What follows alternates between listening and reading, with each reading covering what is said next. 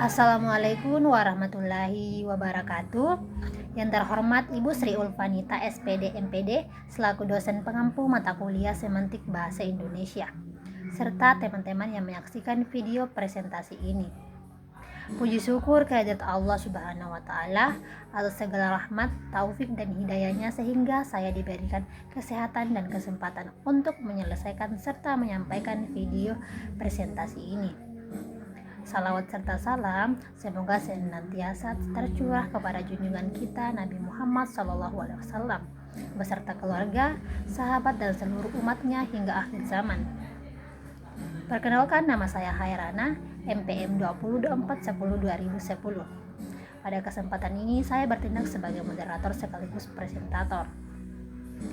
Pada kesempatan kali ini saya akan mempresentasikan makalah yang berjudul Analisis Semantik pada Artikel Problematika Keterampilan Membaca dan Menulis pada Mahasiswa Pendidikan Bahasa Indonesia Universitas Muhammadiyah Tapanuli Selatan.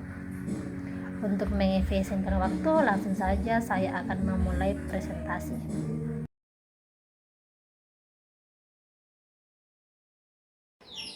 Landasan teori. Kajian semantik. Semantik merupakan cabang ilmu linguistik yang membahas makna dalam bahasa.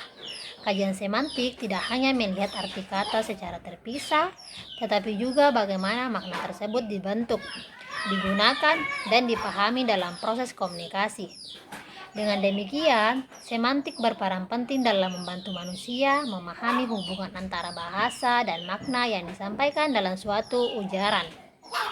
Menurut Johann Lyons 1977, semantik merupakan studi ilmiah tentang makna dalam bahasa yang dilakukan secara sistematis dan terstruktur.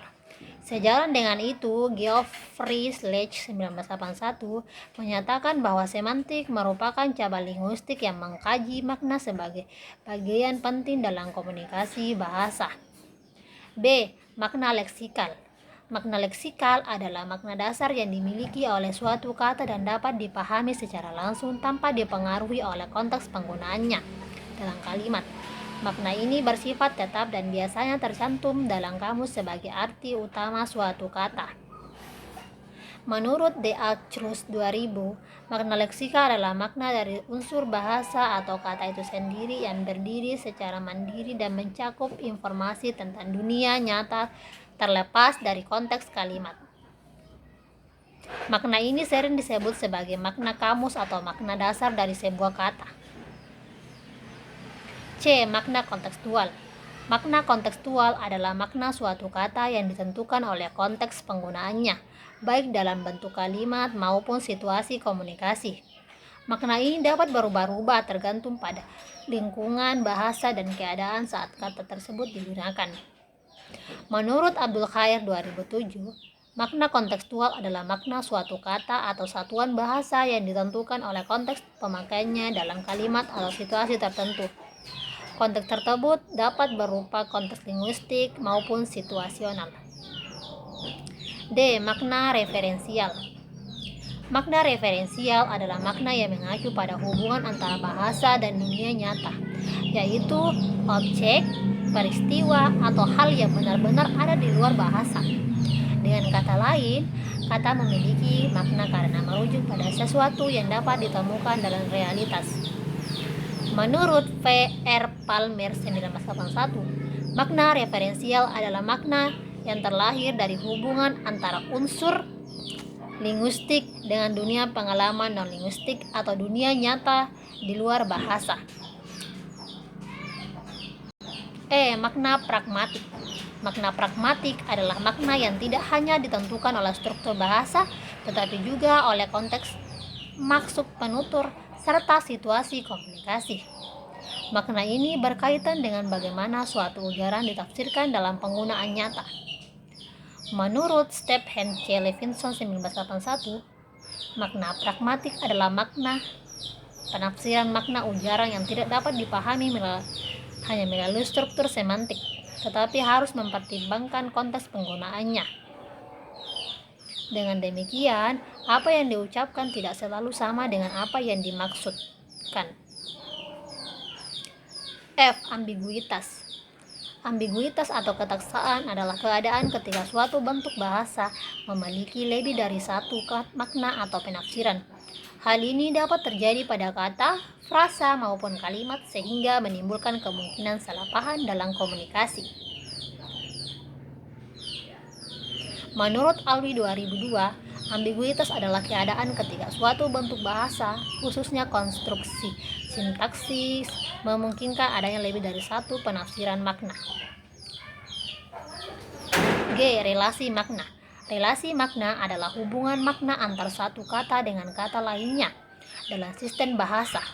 Hubungan ini menunjukkan bahwa makna dalam bahasa tidak berdiri sendiri, tetapi saling berkaitan dalam membentuk jaringan makna.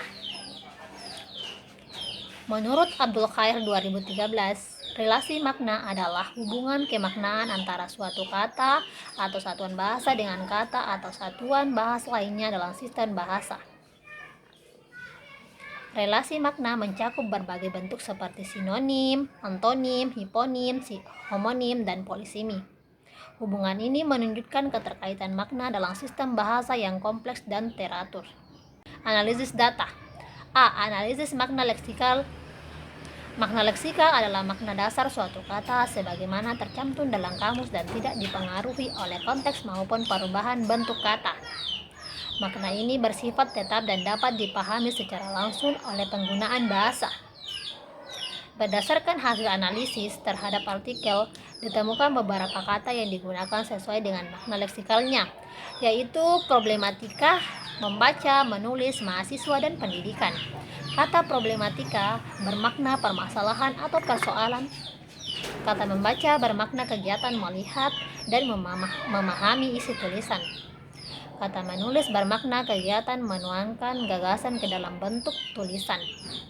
Kata mahasiswa bermakna peserta didik di perguruan tinggi, sedangkan kata pendidikan bermakna proses pembelajaran untuk mengembangkan pengetahuan dan keterampilan.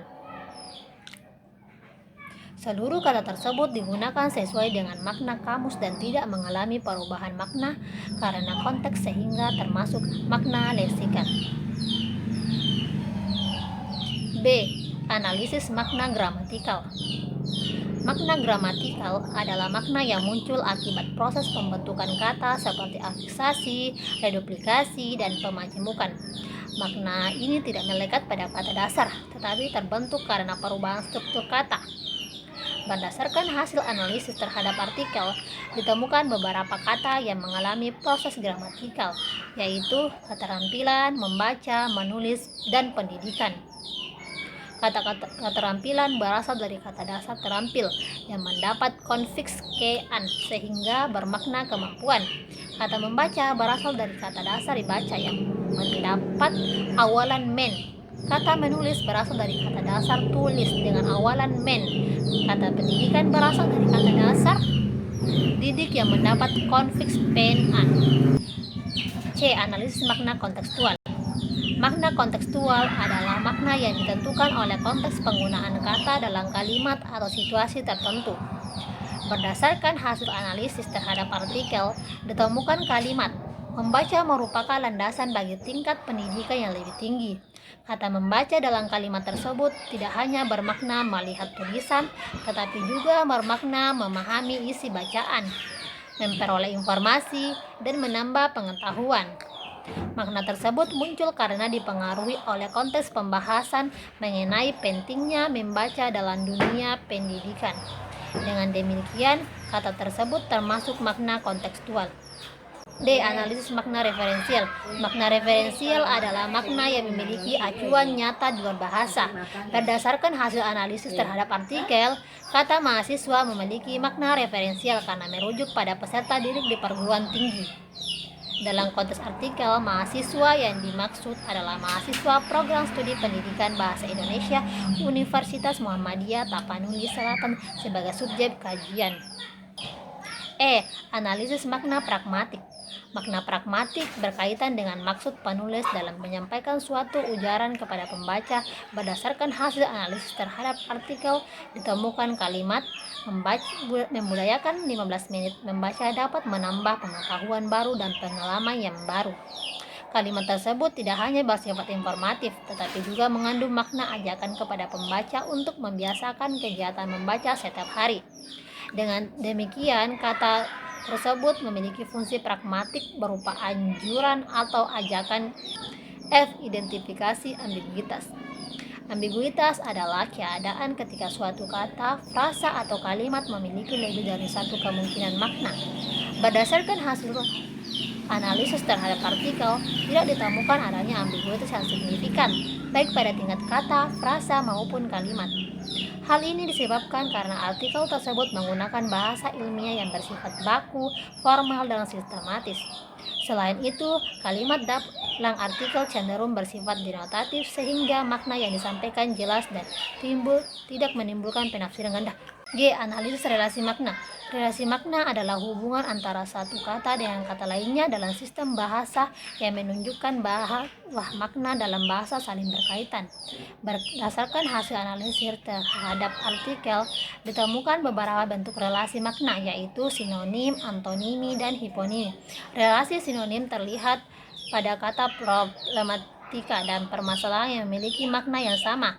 Relasi antonimi terdapat pada kata tinggi dan rendah yang menunjukkan makna berlawanan. Sementara itu, relasi hiponim terlihat pada kata membaca, menulis, menyimak, dan berbicara merupakan bagian dari keterampilan berbahasa. Secara keseluruhan, relasi makna dalam artikel menunjukkan bahwa bahasa yang digunakan bersifat sistematis dan saling berkaitan sehingga memperjelas penyampaian informasi. Selanjutnya, pembahasan. A. Makna leksika dalam artikel. Hasil analisis menunjukkan bahwa artikel didominasi oleh penggunaan makna leksikal. Kata-kata seperti problematika, membaca, menulis, mahasiswa, dan pendidikan digunakan sesuai dengan makna dasarnya. Sebagaimana tercantum dalam kamus, penggunaan kata-kata tersebut tidak dipengaruhi oleh konteks kalimat, sehingga maknanya tetap dan mudah dipahami oleh pembaca. Hal ini menunjukkan bahwa penulis berusaha menyampaikan informasi secara jelas, objektif, dan mudah dipahami. Temuan tersebut sejalan dengan pendapat D. Acrus 2000 yang menyatakan bahwa makna leksikal merupakan makna dasar suatu kata yang dapat dipahami tanpa dipengaruhi oleh konteks pemakaiannya. Oleh karena itu, penggunaan makna leksikal dapat dalam artikel membantu penyampaian informasi secara tepat dan mudah dan mengurangi kemungkinan terjadinya kesalahpahaman. B. Makna gramatikal dalam artikel. Makna gramatikal dalam artikel tampak melalui penggunaan kata-kata yang mengalami proses adaptasi seperti keterampilan, membaca, menulis, pendidikan, dan peneliti. Penambahan imbuhan pada kata-kata tersebut menghasilkan makna baru yang berbeda dari makna kata dasarnya. Misalnya, kata didik berubah menjadi pendidikan yang bermakna proses atau kegiatan mendidik. Temuan ini sesuai dengan teori Abdul Khair 2007. C. Makna kontekstual dalam artikel. Makna kontekstual dalam artikel terlihat pada kalimat membaca merupakan landasan bagi tingkat pendidikan yang lebih tinggi. Dalam kalimat tersebut, kata membaca tidak hanya dimaknai sebagai kegiatan melihat tulisan, tetapi juga sebagai proses memahami informasi, menambah wawasan, dan memperoleh pengetahuan. Makna tersebut dipahami berdasarkan konteks pembahasan yang menekankan pentingnya kegiatan membaca dalam meningkatkan kualitas pendidikan. Temuan ini sesuai dengan teori Abdul Khair 2007 yang menyatakan bahwa makna kontekstual ditentukan oleh konteks penggunaan bahasa dalam suatu situasi tertentu. Oleh karena itu, konteks memiliki peran penting dalam menentukan makna yang dimaksud oleh penulis. D. Makna referensial dalam artikel. Hasil analisis menunjukkan bahwa kata mahasiswa memiliki referen yang jelas, yaitu peserta didik di perguruan tinggi. Dalam artikel yang dianalisis, kata tersebut mengacu pada mahasiswa program studi pendidikan bahasa Indonesia Universitas Muhammadiyah Tapanuli Selatan yang menjadi subjek penelitian. Temuan ini sesuai dengan teori VR Palmer 1981. Temuan ini sesuai dengan teori V.R. Palmer semester 1 yang menyatakan bahwa makna referensial merupakan makna yang memiliki hubungan langsung dengan objek atau acuan di luar bahasa. Dengan adanya referen yang jelas, pembaca dapat memahami siapa yang dimaksud dalam artikel sehingga informasi yang disampaikan menjadi lebih konkret dan mudah dipahami. Makna pragmatik dalam artikel. Makna pragmatik dalam artikel terlihat pada kalimat membudayakan 15 menit membaca dapat menambah pengetahuan baru dan pengalaman yang baru. Kalimat tersebut tidak hanya memberikan informasi kepada pembaca tetapi juga mengandung maksud untuk mengajak dan mendorong masyarakat agar membiasakan kegiatan membaca setiap hari. Temuan tersebut sejalan dengan teori Stephen C. Levinson 1983. Ambiguitas dalam artikel. Berdasarkan hasil analisis, tidak ditemukan kata maupun kalimat yang mengandung makna ganda dalam artikel yang dikaji. Bahasa yang digunakan bersifat ilmiah, lugas, dan sistematis sehingga setiap informasi dapat dipahami dengan jelas oleh pembaca. Penggunaan istilah yang tepat juga membantu menghindari terjadinya kesalahan penafsiran. Temuan tersebut sesuai dengan penambahan Alwi 2002. Relasi makna dalam artikel. Hasil analisis menunjukkan adanya beberapa bentuk relasi makna dalam artikel, yaitu sinonim, antonim, dan hiponim. Relasi sinonim terlihat pada kata problematika dan permasalahan yang memiliki makna hampir sama. Relasi antonim tampak pada kata tinggi dan rendah yang menunjukkan makna berlawanan. Selain itu, kata membaca, menulis, menyimak, dan berbicara merupakan hiponim dari keterampilan berbahasa karena termasuk dalam satu kelompok